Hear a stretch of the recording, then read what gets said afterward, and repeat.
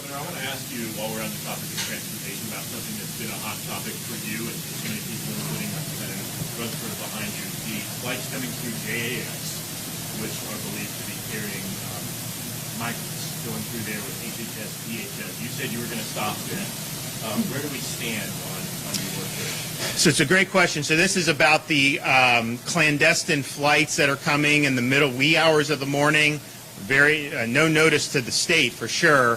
The people at JAA, they don't know necessarily what's happening until it happens there. So I met with Mayor Curry, I met with the JAA, and then I have my folks. Fortunately, since this has become an issue, we haven't seen any flights since it's become an issue. Now, we're not convinced that that's going to be the case going forward, and so we're working now on some things that we're going to be able to do to fight back. I mean, look, it's reckless to be bringing people in, releasing, and then have a situation happen where one of these guys that was brought here murdered somebody. Totally unacceptable. And that is a self-inflicted wound that Biden is doing by doing this. And so clearly his policies, if he'd reversed them at the border, that would fix most of this. But in the meantime, for us, we have a responsibility to try to protect our folks. So stay tuned. We are litigating with them. We are getting more and more. John Rutherford has helped us get information. You know, when we're getting this information, it's usually not, they don't just give it to us. We're getting it through other sources, local law enforcement. Congressman Rutherford's office has been able to get us information. But we have not seen any flights recently, which is great. But we think that we don't think that it's over. I mean, we are anticipating at some point for them trying to resume it. Now, there are also some flights, these ICE flights, which are a little different. They will come and then they get bused to a facility and kind of get processed. A lot of times in Georgia, obviously. I mean, I understand that. But I just don't like released into the community. I think that's a huge problem. So we're looking at all of those different things to see what we can do. And then also, quite frankly, looking at, and this, we will probably have an announcement over the next couple of weeks about legislatively what are our proposals to hold people accountable who are participating. Because these contractors are making a lot of money, but yet they're bringing in things that end up causing harms to our communities. And so they're just allowed to do that without having any responsibility for it. So we're absolutely going to be looking at these contractors and seeing what we can do there.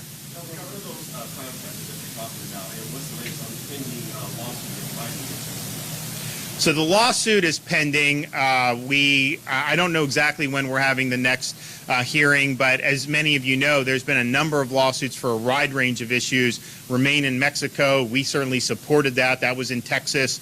And then we have one in Pensacola where we're doing the catch and release. And so I think we have good opportunity for success there, but that's not going to happen overnight.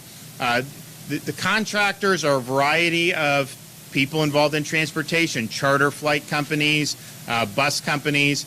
We have a lot of information. We're gathering more information as things go on.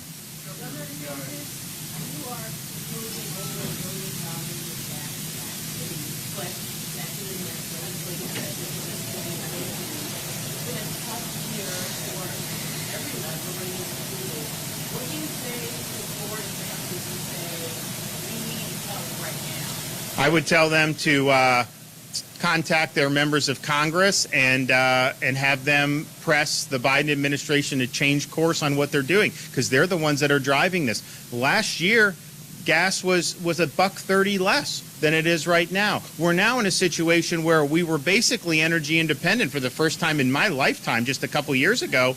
Now they're begging OPEC. They're talking to China about getting more fuel coming in. So that's the root of the problem, the inflationary policies that are driving up the cost of food, driving up the cost of groceries, driving up the cost of gas. So yes, we're going to respond and help folks to the best we can with our state portion of that. But even with doing that, that will provide relief for whatever it would be, and we're happy with that, and we want to do that. But we don't see any end in sight necessarily for this, and that's the big problem. And so I think the policies that have been implemented are not working in this regard, And so I would just say reverse course and let's get back to where we were. I mean, we had a number of years. I don't think it's been, I mean, you'd have to go back probably 7, 8, 9 years to find a time when we had the gas hit this level.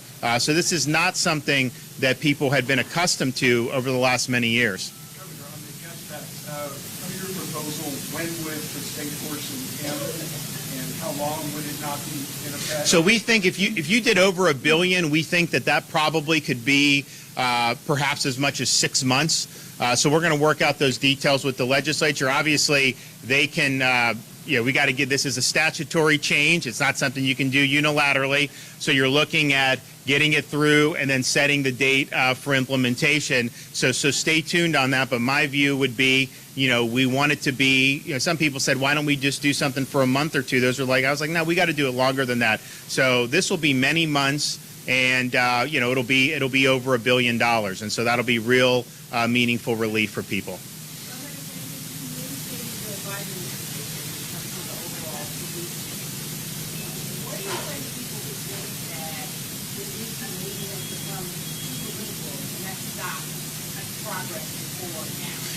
So that's a good question. So, is all this just politics? I mean, we live in a polarized time, and it just seems like one team versus the other. And there's definitely some truth to that. But I would say this. I mean, Biden's in a bad spot because he ran for president saying he was going to unite the country.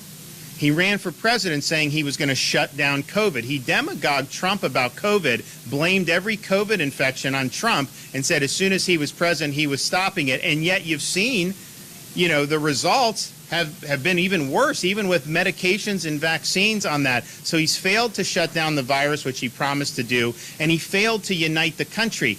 His proposals that he's done are more divisive than any policies, Republican or Democrat, in my lifetime that I can think of. And so that's what's driving the dissatisfaction. Part of it is the policies aren't working, and I think we have a responsibility to call them out. Look, if you want truckers fired, if you want nurses fired in Florida, I'm standing up for them, and I'm going to fight back against you. That's just the bottom line. But I think also the dissatisfaction is driven by people appreciate if you run and you say you're going to do stuff and you do it, even if they don't agree with it, they kind of give you credit for doing what you said you do. I mean, I've done what I said I would do. You look back at my inauguration speech, we've knocked out what I said I would do, and we're doing even more.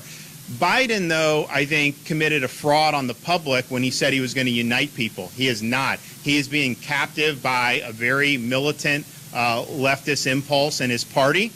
This is an impulse that I think the vast majority of Americans reject, but nevertheless, that's what's driving this. And so I think that adds salt in the wounds. Like, yeah, they see their gas prices going up. They see grocery prices going up. They see all these problems. See, of course, the disaster in Afghanistan, the disaster at the southern border. So they see all that, and that's problematic. But then I think it's like, wait a minute.